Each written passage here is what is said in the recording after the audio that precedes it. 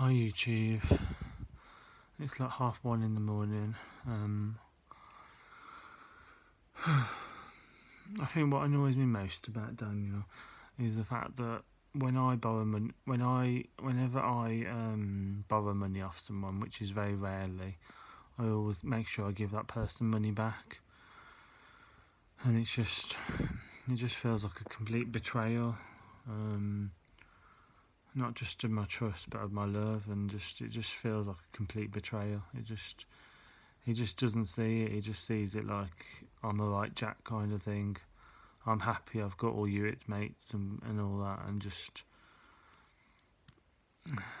I don't know. He's like I don't know. Me and him are completely opposite ends.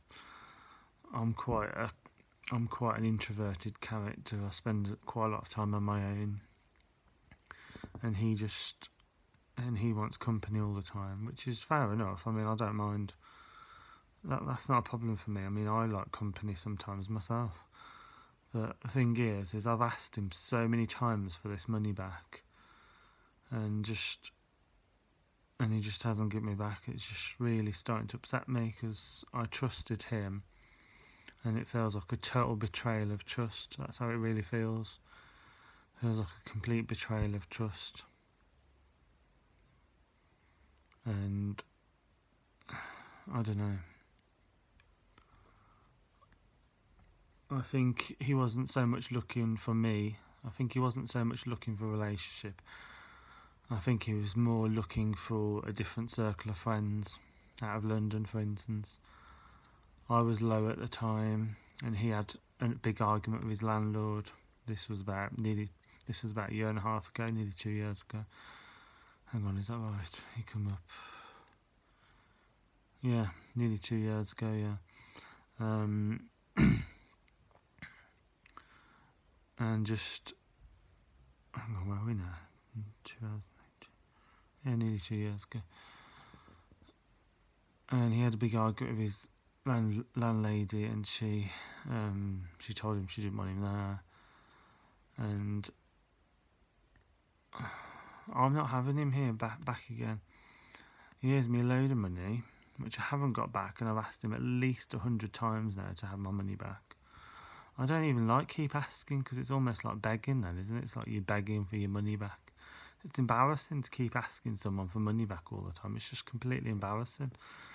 And when it's a partner, it's not just embarrassing, but it's really hurtful, because you trust that person and you love that person.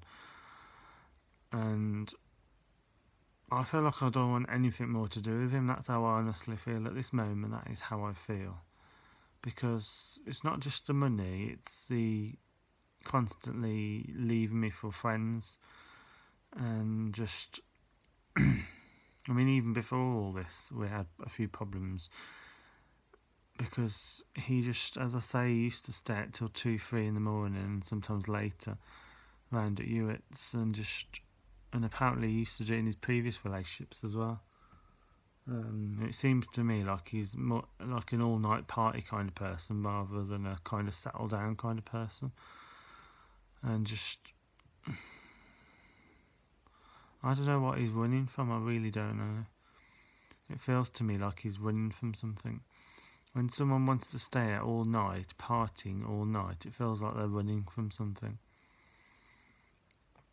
They're running from something in the past or whatever it is. It just feels like they're running from something. I'm a very open and honest person, and I can't crack that shell.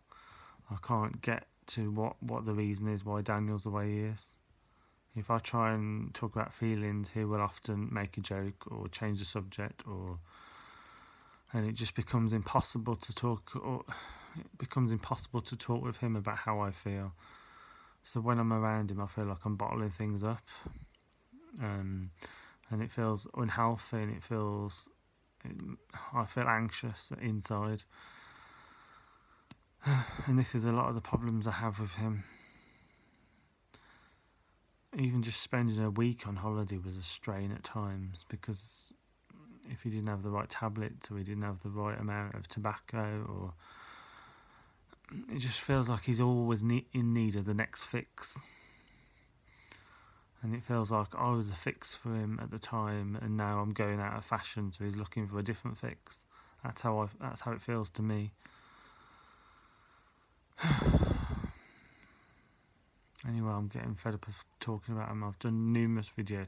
I've done quite a few videos today about him, and I'm getting fed up of talking about him now.